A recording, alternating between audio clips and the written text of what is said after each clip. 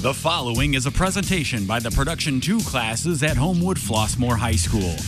It's an in-depth report on topics that matter to you. Brought to you by WHFH 88.5 FM Flossmoor. Now, here is Documentary 2019. 3.8 million. 3.8 million concussions are estimated to be given to athletes every year. It is said that concussions have come to reach an epidemic level, with over 10% of all contact sport athletes sustaining a head injury yearly. A concussion is a brain injury, from a trauma to the head by a blow, bump, or even a jolt that causes one's head to move rapidly back and forth. There are many symptoms that can be caused by a concussion, including headaches or a feeling of pressure in the head, dizziness, nausea, confusion, light sensitivity, and more. Brad Kleine, the athletic trainer here at HF, continues to explain what a concussion is and how they occur. Well, there's a lot of things that goes into concussions and how they happen initially that you got to understand to prevent them.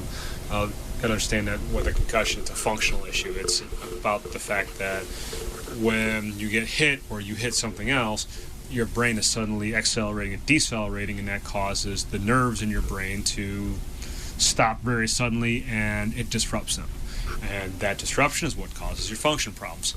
Now, the way that you prevent them is to reduce that acceleration and deceleration. That has a lot to do with strength of neck muscles. That has been correlated, although not truly proven, that a stronger neck has a higher correlation of not having as many concussions. There are many things that can help prevent a concussion from occurring or lessen the effect of them. For example, athletes must wear their protective gear correctly so an injury is less likely to occur. Also, people are more likely to get a concussion if they stretch themselves too thin. Mr. Kleine helped explain this prevention process by identifying some of the equipment used.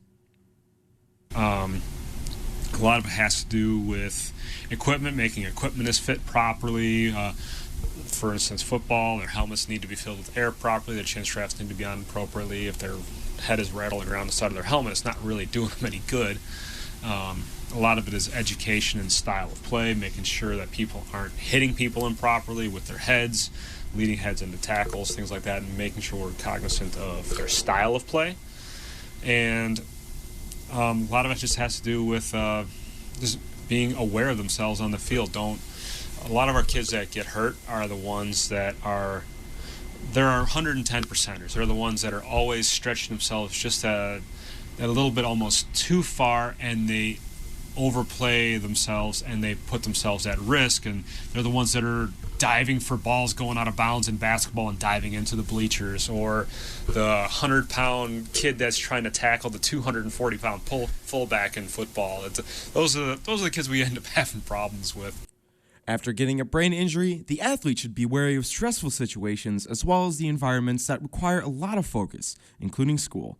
In order to have a smooth recovery, it is best to monitor symptoms as well as following protocol. The best thing you can do for a concussion in terms of healing processes has to do with knowing when to rest somebody and when to start to stress them. So if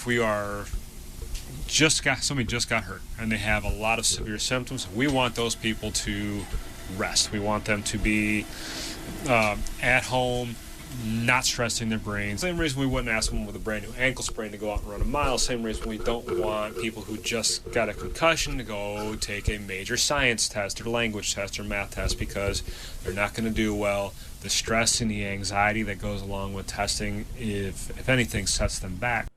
HF has its own fair share of contact sports, including soccer. A senior here at HF, Jaden Fines, has received 2 concussions during her time on the field.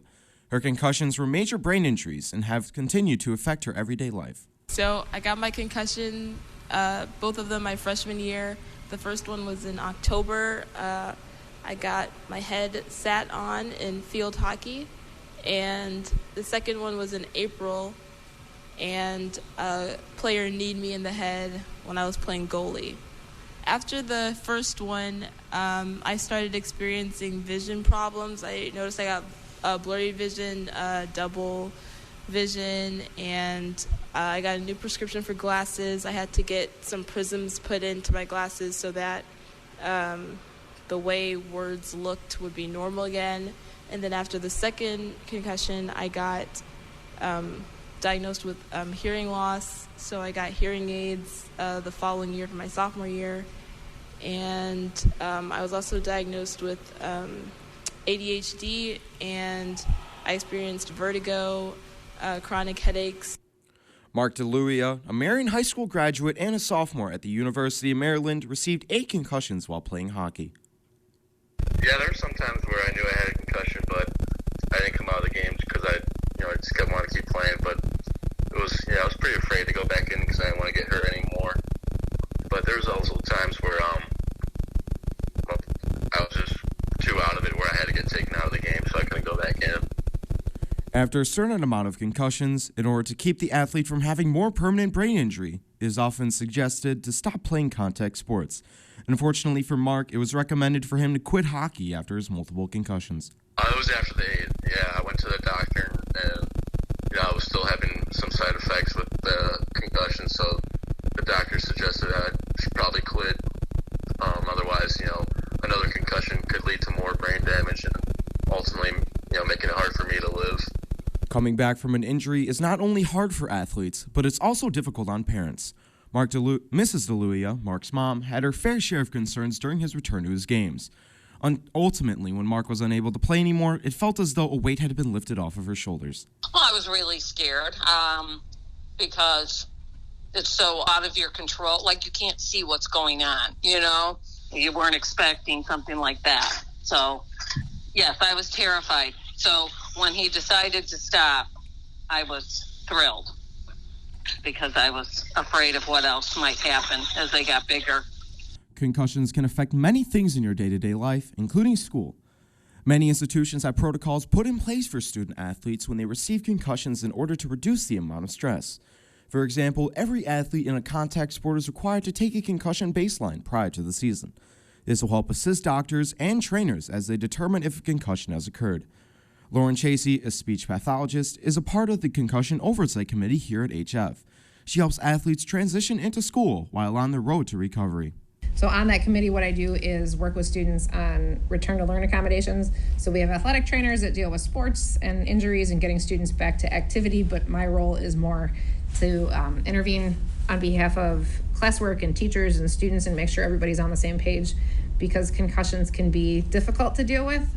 Since students aren't wearing a cast or in a wheelchair, they're kind of invisible injuries, and sometimes it's hard to understand what a student is going through. So in terms of just knowing what the symptoms are or what to look for and how kids can have difficulties in classes, even though they look like they're fine, they may not be totally fine.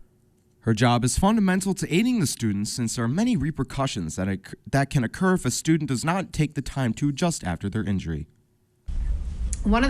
So it used to be historically that when you had a concussion, everybody recommended that you did nothing, that you had complete and total rest and you sit in a dark room, and that they know that's not true anymore. There's a progressive return to activity as well as reading and things like that. But what happens if you do too much too soon is that sort of impedes or prevents the brain from recovering the way that it needs to. So it's best to do things in smaller doses, little sections of work that you can handle, but then responding to your body when you start to get a headache or your symptoms start to come back, and recognize it's your body telling you that you're not quite ready for that level of activity. And that can be a difficult thing for students because they worry a lot. Worry can also interfere with the healing process. So if you're worried about grades, you're worried about getting behind, and then on top of that, you have all this stuff that's building up. You really have to sort of make a plan with yourself and your teacher and in your own mind of, this is what I'm gonna let myself do, and this is how much. And then at this point, I'm just gonna have to stop and then come back, 10 minutes later, 20 minutes later, I have to go do something else. But it's really difficult because, again, it's an invisible injury and the symptoms can change and vary from day to day. Due to the complications with Jaden's concussions, she had a hard time transitioning back to school. She was given many different tools in order to make school more tolerable. So because the second concussion was more major and it was towards the end of the school year, I didn't have it didn't have like a much impact on school, but after the beginning of my sophomore year, I got an IEP and a 504 plan, which is something that's supposed to help students with accommodations. I was in Gifted Academy and I was taking all honors and AP classes, but I could no longer take French because it was hard for me to understand just the language anymore and learn it. And then I also had to drop from honors pre-calculus to CP pre-calculus my second semester of my sophomore year in order to compensate for the fact that it was taking me like hours to do my homework, and I would be going to sleep at like 3 o'clock in the morning.